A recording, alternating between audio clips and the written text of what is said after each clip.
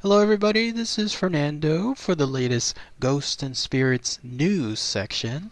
I found this article earlier this morning when I was looking up the usual information on USA Today. Still one of my favorite websites when it comes to all the category of articles that they present.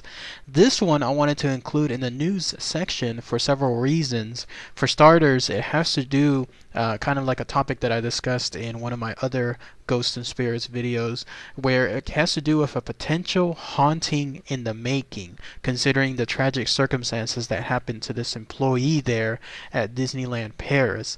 And then on top of that, it has to do with the fact that there's the irony involved where this is situation, this tragic circumstance occurred, was actually at one of the theme park's haunted houses. So I'm going to follow this for several months going forward to try to see if anyone starts experiencing anything. Because another reason is there's the idea that when it comes to having this stuff happen, that sometimes there's that residual haunting or the imprint haunting that I just talked about the other day. So this is what occurred. Again, very, very tragic. There in Disneyland Paris, which you are looking at a picture here. Who knew that Disneyland has one there in Paris? I haven't even visited the Disneyland locations here in the U.S., let alone the ones there in Paris. But if anyone has been there, let me know in the comments below if how close it is to the US versions. But anyways, they have an attraction there called the Phantom Manor, which you're looking at a picture here now. From the outside and then from the inside, which you'll see several pictures of, it looks like it's like a haunted attraction of sorts. People that go outside, obviously it looks pretty spooky from the outside, especially at night. And then once you're inside, it looks like a caricature of a haunted house, like the usual stuff that like you would imagine Disney would present when it comes to their version of a haunted house, where it's more extreme, like it's almost comical in several ways. I can only imagine that when you're walking in that particular haunted house, and I use the quotations on it, haunted, that you come across probably things that move. No doubt there's mechanisms behind it, stuff that comes out, noises, lightings that make it look like there's things running around, that kind of stuff. So if anyone has visited that Phantom Manor, please let me know if that's correct, because that's what it looks like, at least based on some of the pictures that I was reviewing here. Now here's the tragic bit of news. It was, I believe, earlier this morning or last morning.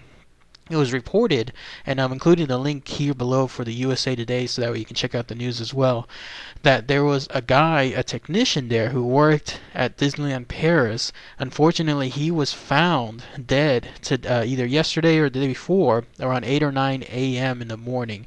And he was dead because basically he was electrocuted.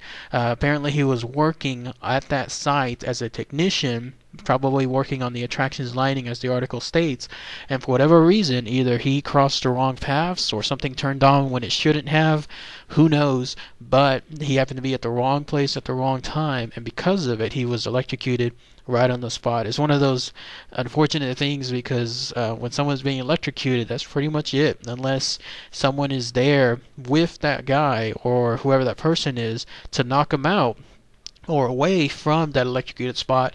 That's pretty much it. There, it's pretty hard for them to let go, or in most cases, like try to realize what's happening before it's already too late. And depending on how much the current was, it could have been immediate or it could have been prolonged. But it seemed like, at least based on the circumstances, he was definitely by himself, because that's when he was found later on deceased. So quite a bit of unfortunate news. No doubt this guy, by the way, whose name has not been mentioned yet, I don't know why, maybe the investigation is still ongoing, but this guy, no doubt, was probably working there for quite some time, had no idea as he was coming in for this day, as the same as all the other days and probably years of doing so, that he would run into this circumstance. So hats off to that guy, who was tragic bit of news. So now, as I was mentioning earlier, this happens to have happened in a haunted house, and it involved I'm presuming a quick, immediate death. Like it was something involving him not knowing what's occurring, and then boom, he's gone. So as I was mentioning in the past videos, when that happens, there's usually something involving a potential haunting in the future. Like whoever that is, they become an entity, a spirit, or ghost, who knows. They stayed there because they want to find out what occurred. Maybe they are angry at that instance happening. Like they don't understand why it occurred. They don't understand why they're dead, and so they haunt that place, or they stay there as a notice to others about what had happened. Like they want their experience shared. Like they don't want to be forgotten with it. And then others, like I just mentioned the other day, the imprint haunting is the idea that they will continuously do the same activity because of the circumstance involved. Like they had no idea what occurred, and so they come back as more of a non-intelligent entity, and so because of it, that could happen with this ride. So the bit of irony is the people that go there to see the haunted, and again the loose quotations, attractions there may in fact be witnessing sometime in the future a real haunting. Like that, probably one of the things that they see out of their corner of their eye might be this guy, because of the unfortunate tragedy that occurred to him. Maybe they might hear sounds, maybe they might see something, maybe they might even sense something. Who knows?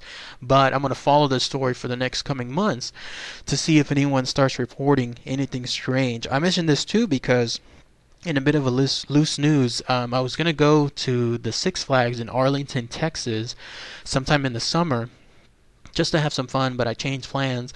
But one of the things, if I was going to go, that I was going to look for, there's a reported candy store, I believe, there that is also haunted. I think it's by an apparition of sorts who comes across either as a little girl or some kind of other feminine presence, but apparently whoever does that, or whatever entity it is, they love that place, and so they decided to stay there thereafter. And people that go to that candy store report having that sensation, like being watched, seeing something, hearing something in some cases.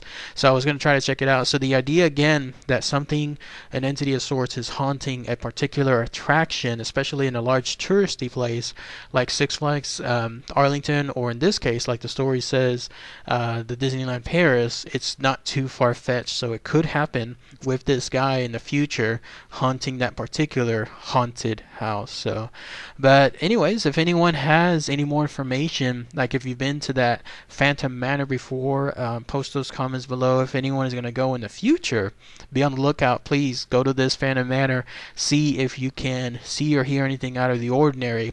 And who knows, it might just be this poor technician who had his unfortunate circumstance. So, alright everybody, thanks again as always. Take care.